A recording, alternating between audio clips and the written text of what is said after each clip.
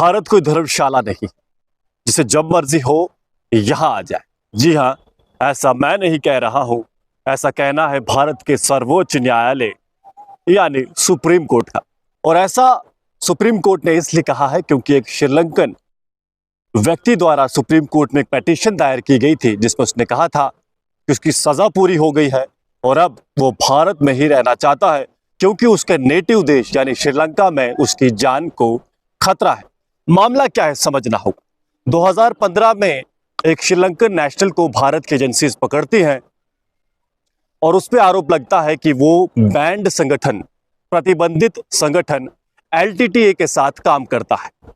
7 साल की उसको सजा होती है और उसके बाद सजा पूरी होने के बाद वो भारत में ही रहने लग जाता है। इसके बाद भारत की एजेंसी से जब उसको बाहर निकालना चाहा तो वो सुप्रीम कोर्ट पहुंचता है और वहां गुहार लगाता है कि जनाब मेरी जान को तो खतरा है और मेरा परिवार भारत में ही रह रहा है, ऐसे में मुझे भी भारत रहने जाए। इसको लेकर एक बड़ा वर्डिक्ट आया है। इसमें जस्टिस दीपांकर और जस्टिस विनोद चौहान जी द्वारा बताया गया है कि भारत कोई धर्मशाला नहीं है। अगर आपको खतरा है तो कोई और देश देखें बैठने के लिए, रहने के लिए। भारत के पास खुद लगभग 150 करोड़ की आबादी है और भारत को इसे ही मैनेज करना है।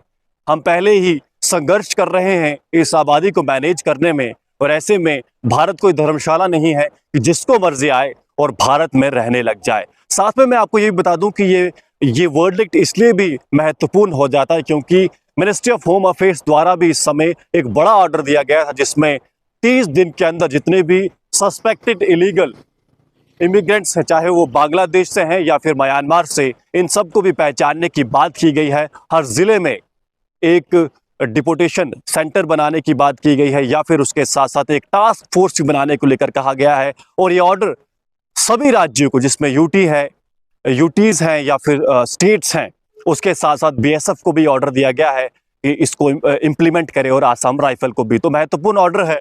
आपको ये भी बता दूं कि ये व्यक्ति 7 साल के लिए जेल में गया था और भारत के यूएपीए यानी एक जबरदस्त एक्ट है जो ऐसे आतंकवादियों से डील करता है या क्रिमिनल एक्टिविटीज जो करते हैं उनसे डील करता है।